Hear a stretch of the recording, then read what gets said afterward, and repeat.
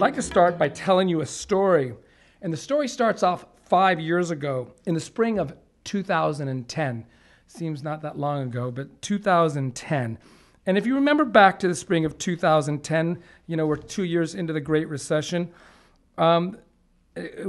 Inequality, that word of extreme inequality was really not on the map as a major construct to be worried about, as it is now.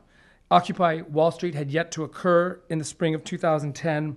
The Fight for 15 campaign had not begun yet. The Our Walmart campaign was not begun yet. And the fight for the minimum wage that occurred in San Jose and beyond had yet to begin. So it was a different political atmosphere that we were operating in 2010 in that spring. So the story begins with a student of mine. Her name is Maricela Castro. She's the daughter of farm workers. She was working in an after-school program in San Jose.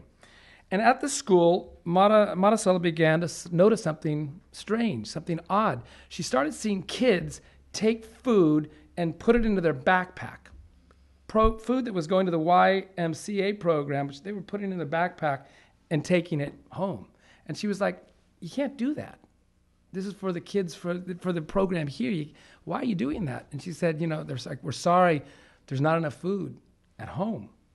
That's why we're taking it. And so, Maricela, do your parents work? Oh, of course, yeah, they work. They work 2 jobs. In fact, we hardly see our parents because they're working 2 jobs, both of them. So she came into my class, and I remember her outrage about it. And she said, we've got to do something, Prof. Not another generation. I understand what those kids, not another generation. We have to do something. And we happened to be reading about minimum wage and living wage campaigns. I wrote that first book called Social Solutions to Poverty. They had been reading about that, just that time. And she's like, let's do something like that. And I'm like, well, this is a class on wealth and poverty. And that's a great idea, but we actually don't do anything in this class. But I do teach a class called Social Action next semester. And you could join that class. And all you have to do is try to get 3 other students to join you. And 3 is the magic number to start a project in my class. And because otherwise there's just not enough energy. I said, get 3 students to join you and you can start it. So she did, came into class, made her presentation that we should do. We wanted to do, a minimum wage she wanted to do a minimum wage for the county. But it's, one of the things you do as a scholar, you start doing your research, you can't do that. You can't do it. It's by police powers. So you can only be in a citywide minimum wage. So she got 3 students together, hundreds of meetings later, 4 classrooms of organizing later, we won one of the single largest increases in the history of the country, 25% increase from $8 to $10. So that was a huge thing, right? So there are many reasons why we worked on raising the minimum wage. The most obvious one is that we wanted to provide working class folks, some of which were my students, with $4,000 more a year to pay for the basics: food, rent, clothing, education. However, there was another reason we wanted to do that campaign, and that was to show that regular people, just regular people without much political power, could change the economic policy of this country. We wanted to give people a living demonstration of that. And we thought that we could create a firestorm if we did it that would spread. Guess what? We did it, right? I read the LA Times. We had to smile because, we don't get the name, and we don't need the name. LA Times ran an article yesterday. I don't know if you saw it. It said, an arms race in minimum wage in the Bay Area, right? They don't know. I always say, by the way, if my students were here at this beautiful university called Stanford University where I was born, if they were there or if they were at Harvard or Yale, you would know Maricela Castro's name and Alicia St. Laurent's name. But because we're a small, a school that doesn't have that privilege and that prestige, we don't know them.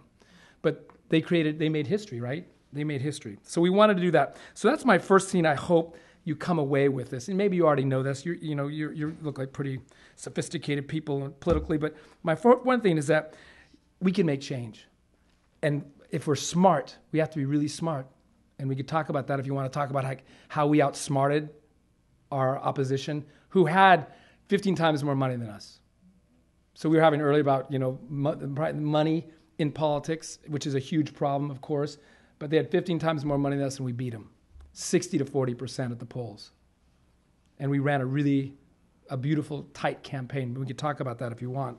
But one of the things I hope you get away, I'm going to tell you 3 things that you get away with tonight. One of them is regular people can make change.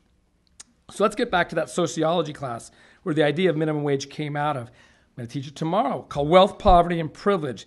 And this gets to my second point. In that class, the students have been focusing all semester long, of Monticello's class, on the state of our wealth and our poverty. And this is what they learned that semester. It's the same today, by the way. And I actually have them chant. I won't force you to do this, but I have them chant, we're number one. We like to think we're number one, right? USA, number one. We're number one. I have them chant it. We're number one, right? We're number one in wealth inequality, right? We're number one in income inequality in the industrialized world. We're number one in poverty when it comes to children in poverty. And the list can go on and on, but these are the things that we're number one in, right? So the question becomes, because, trying to get those students, and all of us maybe, to see the shadows and so realize why are they that way? Why is the world this way? First, 20% of all U.S. children live in poverty. That's 1 of 5, 20%. And I always have to say in the richest country in the world, because we have a lot of people that live in poverty overall. 45 million of us in America live in poverty, the highest level since 1938, particularly high for women, 18 to 64. The poverty rate is 15.4%. To make matters worse, the bottom 20% of income earners are losing income. They're worse off than they were 30 years ago. They're now 4% less income when adjusted for inflation. So we have a group of the poor folks, 20% at the bottom, who are actually worse off than they were 30 years ago. Second, we're number one in income inequality because we have a stagnant middle class. A stagnant middle class. And so if you're going to win, you have to figure out a way to bring the middle class and poor working class folks together. And we'll talk about maybe about political strategy of how to actually get things done, but this is a possibility, I believe. The median household income is $51,900 last year, which is about where it was in 1995 when adjusting for inflation. So we've got a it's not growing. But however, you all know what's coming next, right? Those top 1%, the top 20%, right? While the bottom 20 is decreasing, the middle stagnant, the top 1% had strong growth. They're up 120% over those 30 years. And here's the kicker. The top 0.01%, do you know what they're up? 500%. 500%. So the top 0.01% is up 500%. Usually just talk about that 1%. They're up 120, but the top 0.01, they're up 500%. The top 1% now controls 40% of the wealth, up from 33 25 years ago, while the top 20 controls 89% of all the wealth, up from 81% in 1983. The result is extreme inequality. That's the name of the book, right? Ending extreme inequality. Of course, the big question now, why is it happening? Now, I'm going to say something maybe at the Peace and Justice Center, I'm not going to get thrown at, but I say this all over the place, and I always I duck here when I say it, is I'm going to say something that most Americans not going to be very happy about, but I'm going to say it anyway. Capitalism, as it is practiced in the United States, causes poverty and inequality. Capitalism, as is practiced in the U.S., causes poverty and inequality. And when I say that, some folks, my father included, calls me a Marxist, a communist, but I'm not a Marxist ideologically. I go on to explain that in great detail to my dad. He doesn't listen. But I'm not a Marxist ideologically. I run a family business, and I kind of believe in small-scale capitalism. And I'm not saying anything different than two of our greatest Americans have said, Franklin Roosevelt and Martin Luther King, both which said the exact same thing. Capitalism causes poverty and inequality. Roosevelt argued that capitalism left to itself created too much poverty, since it did not provide enough jobs in general and provided too many jobs that didn't provide adequate income. FDR believed that American capitalism, yes, unleashed creativity and technology, but at the same time created economic insecurity and poverty. Therefore, FDR's solution was to embrace capitalism's creativity, but limit its tendency toward poverty and extreme inequality. Martin Luther King, almost the same thing, right? Wanted to reform American capitalism. King concluded that U.S. capitalism was structurally flawed. structurally flawed, since it didn't create enough good-paying jobs. So there are always going to be millions of people in poverty. Here's King's words. We like to celebrate him on the 15th of every year, but we don't hear these words over the last 3 years of his life. In this other America, King says, thousands and thousands of people, men in particular, walk the streets in search for jobs that do not exist. No matter how dynamically the economy develops and expands, it does not eliminate all poverty. I read it. Something came across my desk from actually a friend of mine sent it to me yesterday. It said this. It was a Harvard study. 97% of all jobs, did anyone see this? 97% of all good jobs created since the Great Recession of 2010 from 2015 went to college graduates. 97%. And it gets called a good job, $43,000 and above. So the question becomes, and so that's great for the 30% of Americans that have college degrees. What about the other 70% that don't? Right? What about them?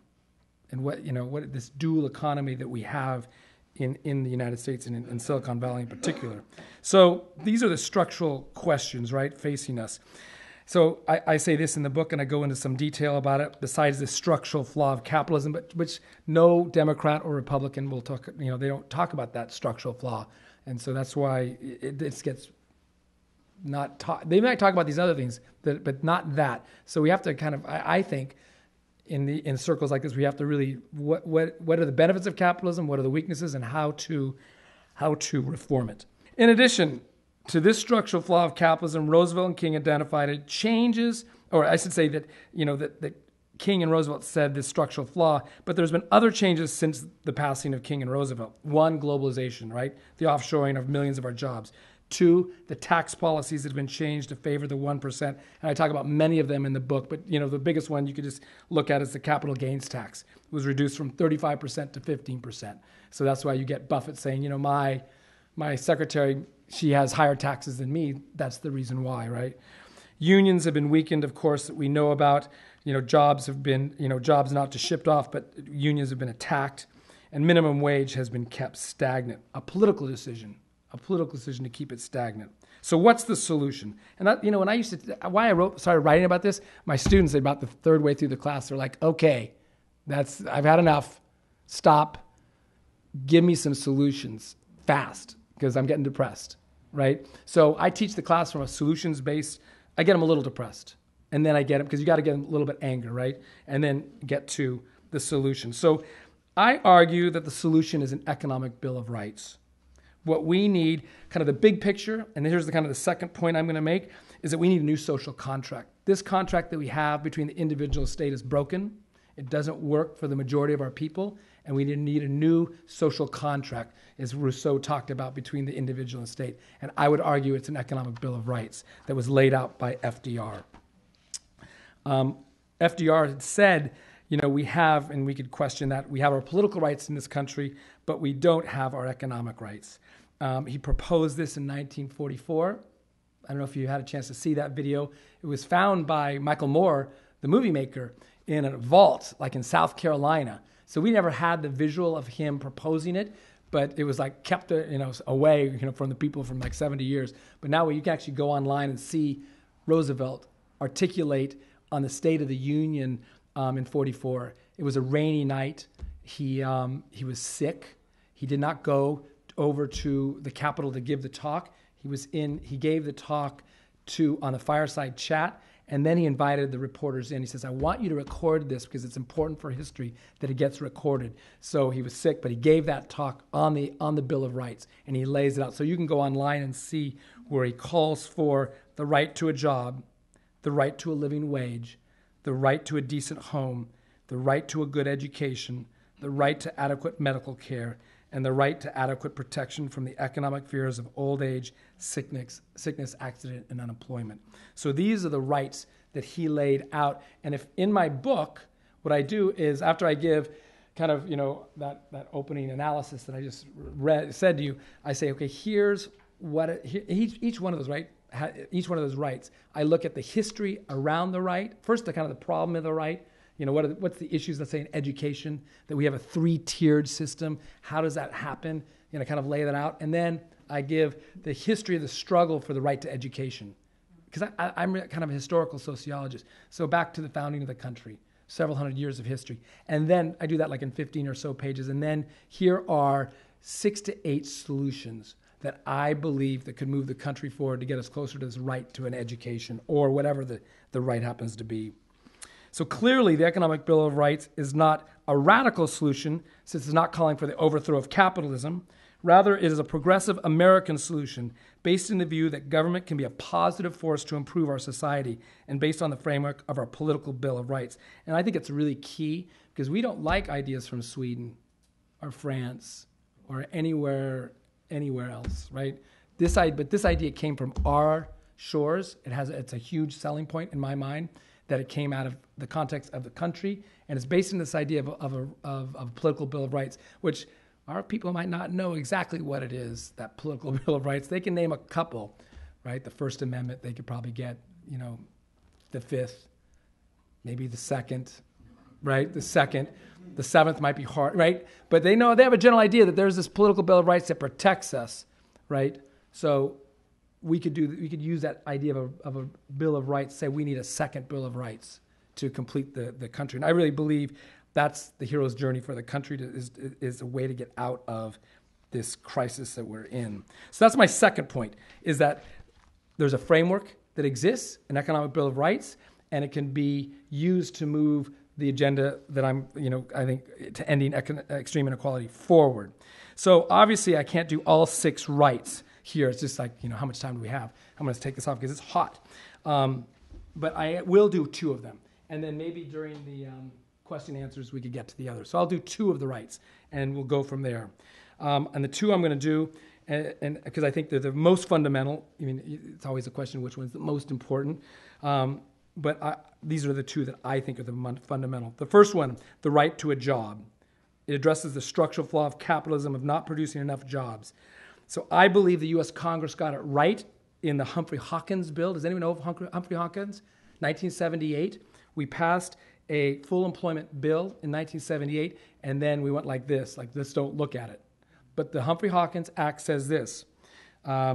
Congress finds the nation has suffered substantial unemployment and underemployment over long periods of time and recognizes that general economic policies alone have been unable to achieve full employment, and therefore calls any time employment or unemployment rises above 3%, there should be massive public works to respond to it. Guess whose idea do you think that it was? It's kind of unbelievable that we don't know that, and I didn't know it until I did the research. Martin Luther King's wife is the driving, Coretta Scott King, is the driving force behind Humphrey-Hawkins.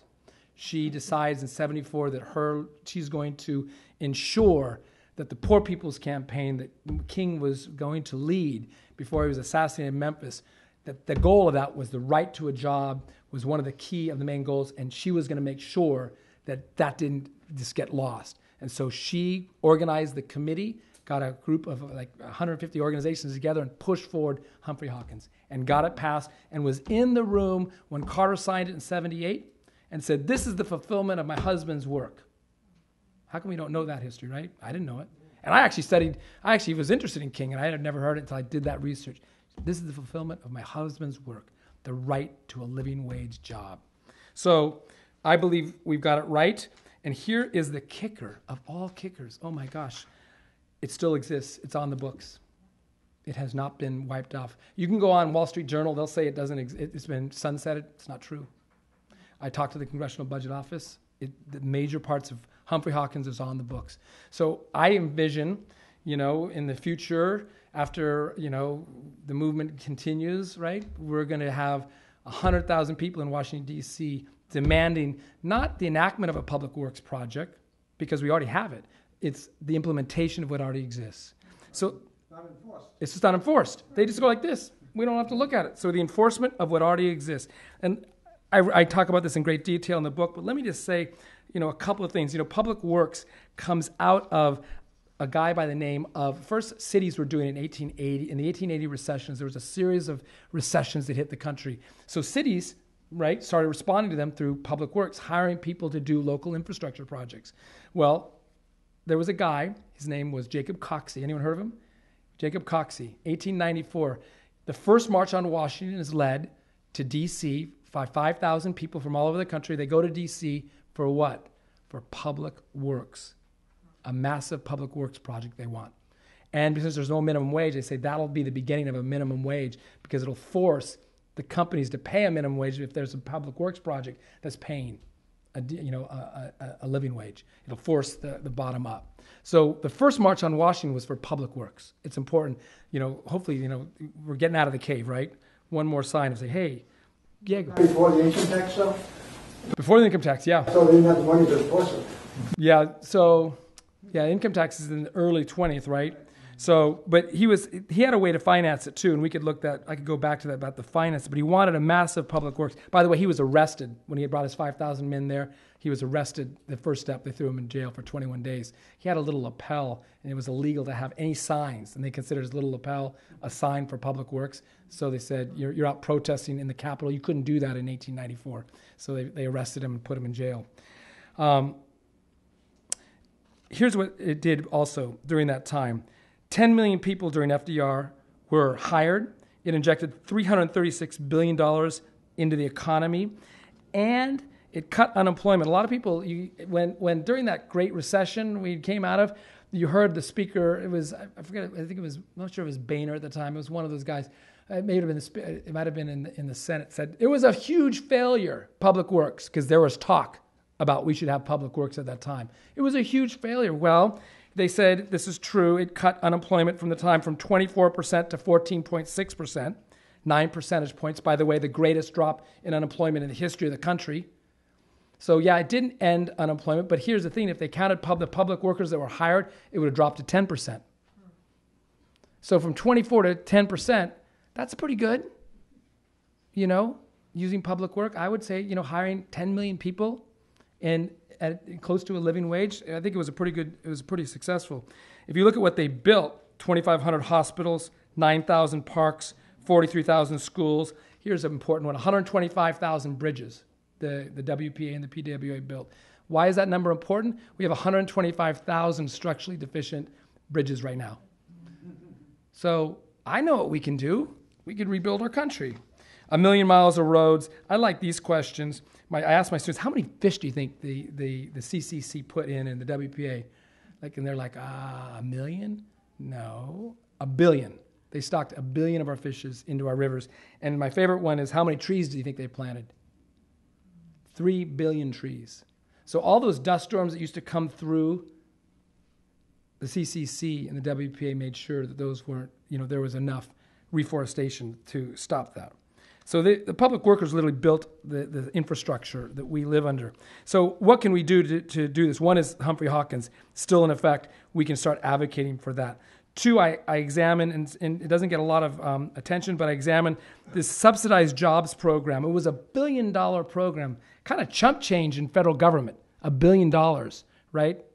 When you look at how much we spend in military and other things, right? $1 billion is not very much. But this is under in the Great Recession, Obama's stimulus. It was $1 billion plan, and it provided 260,000 jobs. $1 billion. 260,000 jobs in human service and business. In Perry County alone, they had a subsidized jobs program that basically said, you hire people, county, the police, county. It could be county, it could have been city, it could have been private industry. You hire people, we'll pay for it. By the way, Germany didn't do that. They gave money to keep people employed. So there's other ways to keep people employed. Perry County did use their section of the money. Says we don't have a WPA like FDR, but we need one. But we're going to use this welfare program, $1 billion welfare program, to hire people. In 2 years, guess what they cut unemployment? It was 27% in Perry County, Tennessee. In 2 years, they cut it to 14%. So we can do something to reduce unemployment. Right? We can do something if we have ideas like this, whether it be Humphrey-Hawkins, a public works like that, or a subsidized jobs program. I personally, and I talk about in detail, it's the 10th anniversary of Katrina.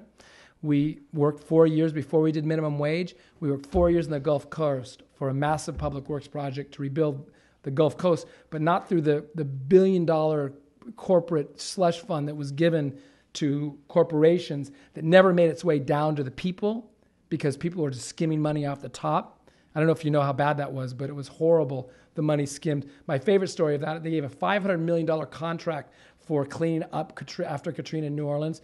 It was a $500 million contract, and I forget the exact, it was on a per tonnage of how much they pulled off. It was started like at $20 a ton. By the time the guy that did it, his name was Lou, and he was from New Jersey, he did it for like $2. So it gone subcontracted and subcontracted and subcontracted like 6 times down to this guy in New Jersey. Because the first contract, the $500 million, they didn't have any trucks. They just had political contracts. They had no garbage removal. They just had the contacts to the Republican administration that gave them the deal. So we could have had a totally different philosophy about the rebuilding of the Gulf Coast. We offered a massive public works project, which we did, by the way. It was kind of ridiculous. We were in California. We did put it forward. We eventually got the vast majority of the Republicans and the Democrats in Louisiana and Mississippi on the Congress, on both sides of Mississippi and Louisiana, to support that. We got 43 co-sponsors in the House, but we just could not get first the Bush administration and then the Obama administration to move on a public works project. They just thought it was, toxic. Yeah. The CETA Act, the Comprehensive Employment Training Act. Yeah. Was that successful? I was a CETA employee. That's how I came to Palo Alto. I was a homeless mom living in an abandoned building without electricity. We were hungry and homeless for way long. Yeah. And people here in Palo Alto found out and helped me get a CETA job. So I talk about it in the book because at the time of this Humphrey-Hawkins, that was one of the ways they talked about using with the CETA money. And when Reagan was put into office, CETA got just trashed, right? So I think that the job loss was close to 750,000 to 1 million. They cut back. So I think it did employ, right, folks like yourselves. There's some, this is an area that I actually need to do more research on CETA because I know there's some people thought it wasn't successful, some people it was, but it was obviously giving living wage jobs, or at least, jobs that paid and helped folks. But I think it's something I actually need to know a bit more about myself. San Antonio, I want to say about the 2020 plan, which passed. They passed a $596 million bond. It doesn't get very much press, but they passed a citywide bond for almost $600 million to rebuild their country, or to build their city. Hello. That's the FBI coming to get me. I know. And then I think that's important because it's stuck at the federal level, right? So you see whether it's this minimum wage I'll talk about in a second, or at the here it is in infrastructure. Here are cities having to put forward measures to deal with the infrastructure crisis that we're facing. And finally, I look at the cooperative movement, specifically the Evergreen. I'm not sure how much you know about the Evergreen movement in Cleveland, which is developing 10 businesses of 50 worker owners each. They've already developed 3 co-ops, and this is in a community of mostly African-American, $18,000 median income, and they're providing close to living wage jobs for folks, and about 500 jobs. And they've done solar, they've done on laundry, and now they're doing agriculture in the city. And so that they've developed 3 co-ops. And so I wanted to explore the kind of the co-op movement as a response to something that we could do that we don't have to wait for the federal government to do. We could actually be involved in that ourselves. So I highlight that as a public works type job program. So that's the one side is work, the question of work. The second one is this right to a living wage, which addresses the other structural flaw of capitalism, which is, here's the thing. Currently, 28% of U.S. jobs pay poverty wages. 28% of our jobs pay poverty wages. Today, 103 million Americans, or a third of our population, live in a family with a household income below $36,000. So a third of the population. Incredibly, half of all U.S. jobs pay less than $36,000 a year, while a quarter of all the jobs pay $22,000, which is the poverty line, 22,000. So even the recovery that began in 2009 has not helped. 58% of the Great Recession jobs have been created at poverty level. Today, the U.S. has the largest proportion of low-wage work in the industrialized world, We're number one. And looking into the future, because there's people, economists are studying this, it will not be any different, as the economy in 2020 is scheduled to generate the same level of poverty jobs. So poverty jobs is our present and our future, and unless we enact policies that get us closer to a living wage. So what can we do? Minimum wage is one of the things we could do. That's why we want it. That's why we did minimum wage. So, you have a campaign here going hopefully to 15. I spoke last night at Santa Clara, and they just passed, did you see that? They just passed 11, and it's going to be implemented January 1st with a discussion to go to 15, right? San Jose, of course, passed 8 to 10. And what I've been doing, and I think it's important, let's get a little water, is I want to tell you a little bit of like what's the impact. Because all these ideas, in fact, I probably put 50 ideas forward, and you can, folks will say, oh, they're job killers or they're terrible for the economy. But they said that about minimum wage too. And so I want to report to you tonight of the research that I've been doing on minimum wage. So it's been 2+ years since we passed minimum wage in San Jose. One of the largest increases, I've already said, 25%. Here's what the data shows. The unemployment overall has dropped from 7.6% to 4.1%. So anytime they say it's a jobs killer, right? Say, well, the overall unemployment in San Jose has dropped 3 points. But let's drill down into, because they could say, well, Silicon Valley is growing, right? And so that's the reason why, and it's high tech, which obviously there's some truth to that. But what's happened with the jobs where the minimum wage workers are working, right? There are proponents put out a study by Beacon Universities, or not Beacon, what's it called? Beacon Studies. 3,000 jobs would be lost if minimum wage passed in the minimum wage sector. So let me talk about that. Leisure and hospitality, the sector that includes food services, where many minimum wage workers reside, increased by 5.6%. And then drill down even farther. In the past year, employment for dishwashers, up 10%. Food prep workers, up 14% in San Jose. Counter attendants, like coffee shops, up 24%. The number of restaurants, our mayor got online, or in front of the state of the city, and said if Measure D passes, that was the name, if Measure D passes in the ballot, it's going to destroy the downtown. And my students were like, when they heard them say that, they were like, man, we are powerful. Like, we're going to destroy the downtown. They were just joking. Like, right? Just imagine, they didn't know who the mayor was before, right? How many college students know who the mayor of the city is or can name every city council member by name? In fact, they knew, the city council knew our students. So it can transform their lives too and lead to a lifetime of civic engagement. The number of restaurants in the city core, I'm happy to report, is up 20%. It did not destroy downtown.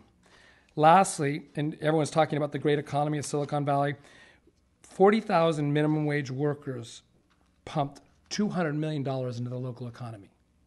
So they're talking because minimum wage workers, they don't spend their money in Switzerland on trips. They spend it locally, $200 million locally. So we take some credit for that drop in unemployment. That we always argued it was going to stimulate the economy, not hurt the economy. So that's one, minimum wage. Of course, the fight for 15, which is going on in the fast food sector, and the Walmart is out there. I talk about that. I talk about 2 or 3 other ideas. One is the guaranteed income. And I don't know if you know right now, Switzerland is voting on a guaranteed income. And interesting enough, again, kind of maybe a shadow moment in Plato's cave. And you guys understand that the guaranteed income is you basically get rid of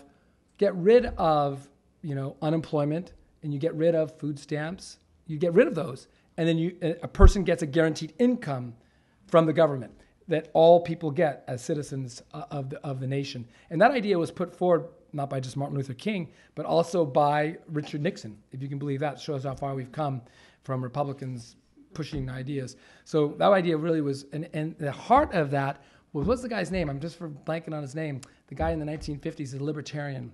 What's the guy's name? He's a libertarian. He's very conservative. Does anyone know his name? It'll come to me. No. What's the guy's name? Green? It'll come to me. Anyway, he's Milton Friedman. It was Milton Friedman. Milton Friedman's idea of a guaranteed income, because he wanted to get rid of the bureaucracy of the state, of kind of FDR's welfare state, but he put forward a guaranteed income. Well, Switzerland is going to vote on that.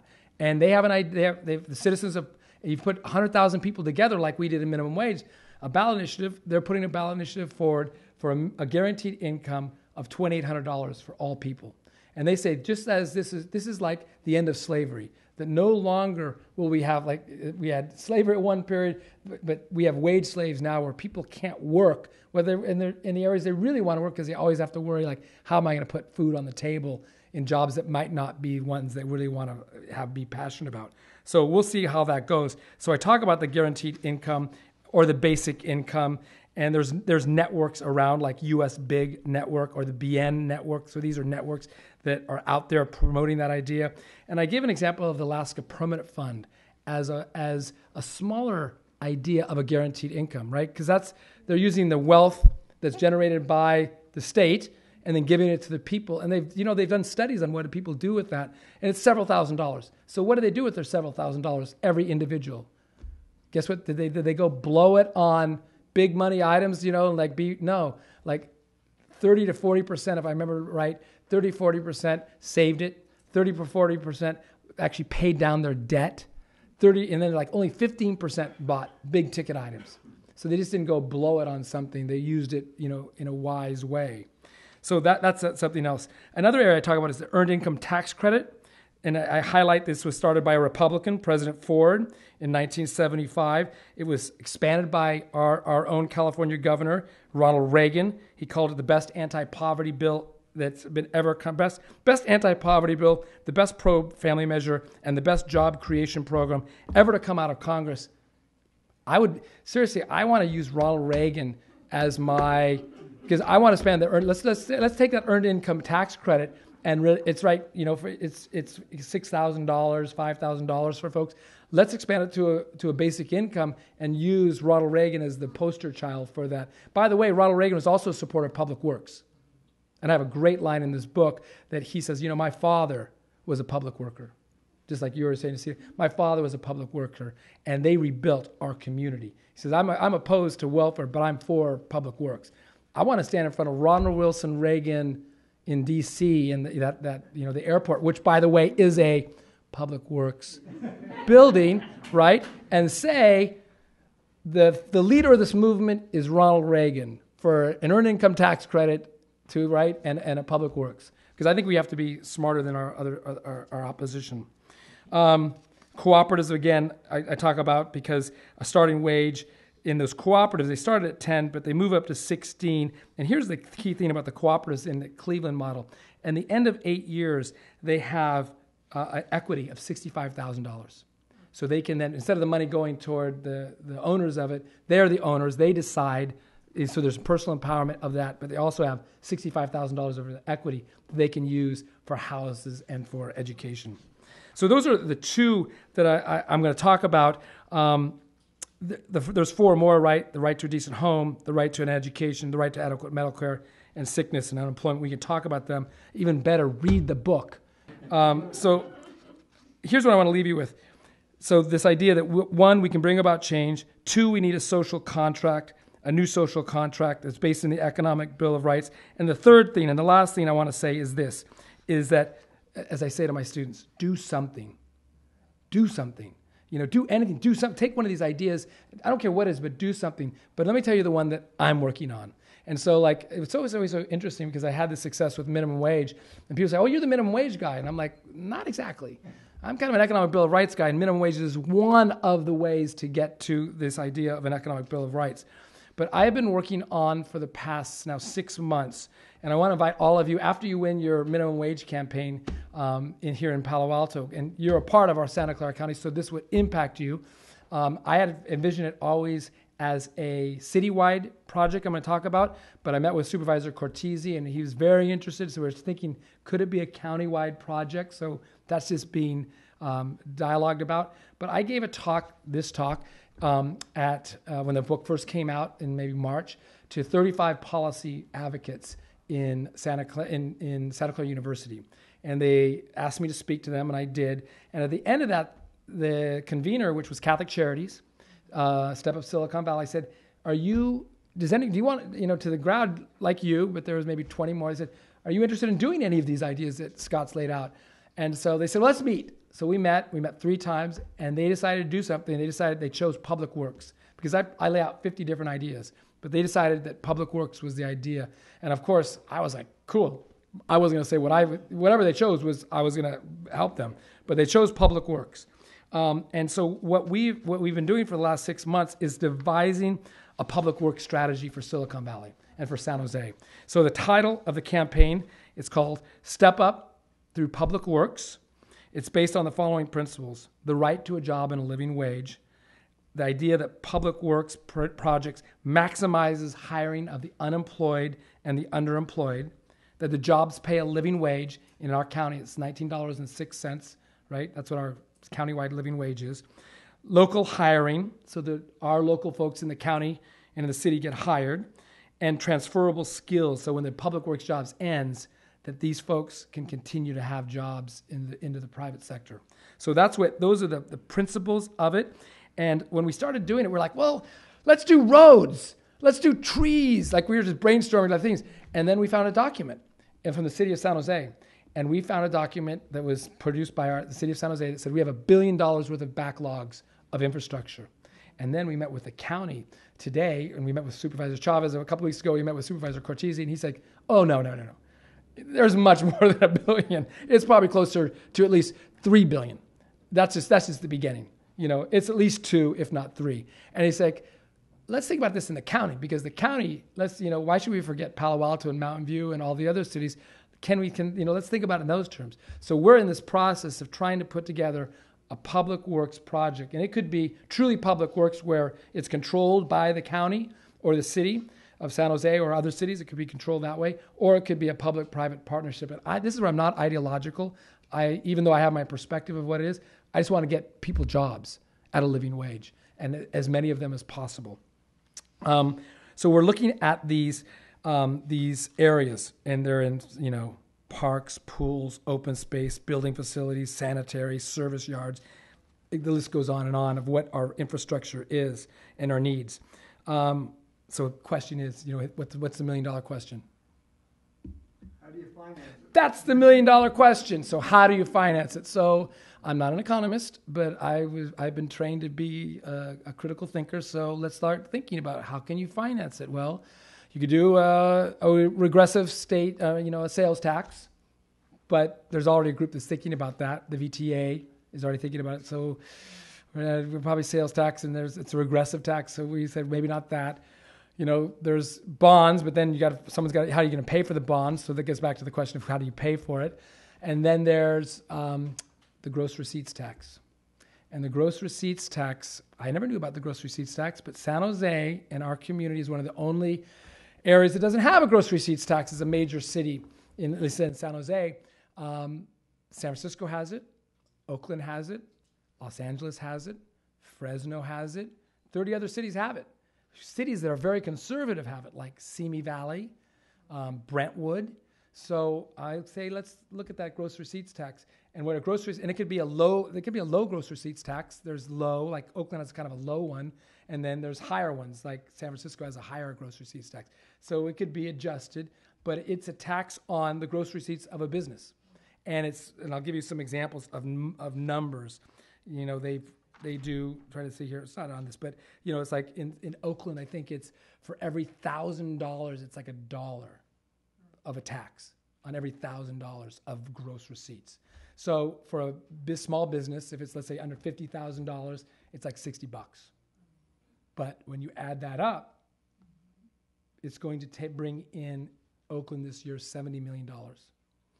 And $70 million gets close to the $100 million we're thinking about, because $100 million going toward public works can cut the unemployment rate in our community 0.5%. It can give 2,500 jobs at $19 an hour. So just like minimum wage, we want to do something.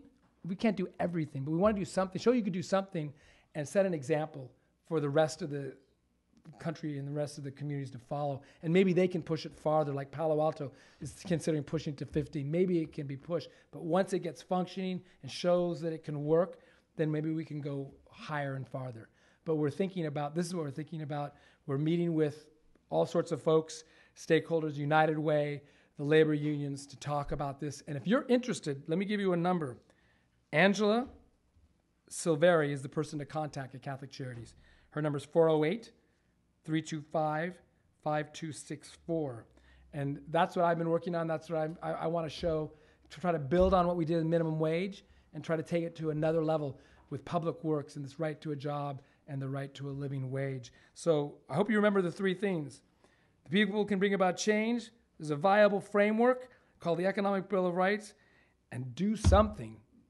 Do anything, and think about not only helping, on this campaign on the minimum wage here in Palo Alto and the regional effort that we're trying to bring about to 15, but this next step of public works for San Jose and perhaps Silicon Valley. So thank you very much, and I'm glad to answer any questions you might have. So thank you.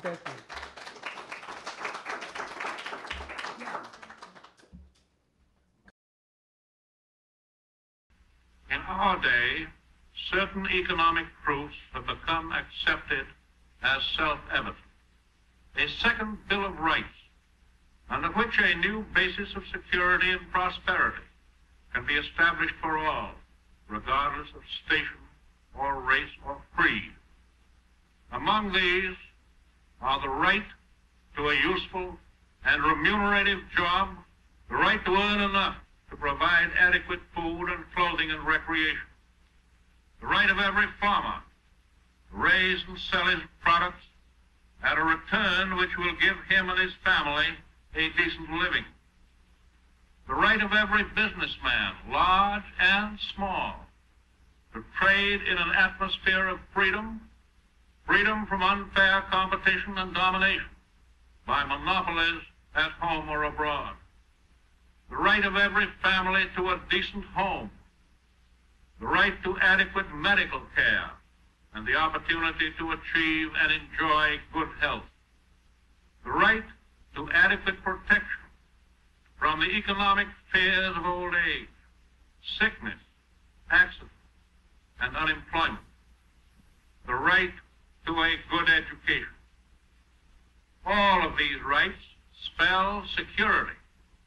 And after this war is won, we must be prepared to move forward in the implementation of these rights to new goals of human happiness and well-being.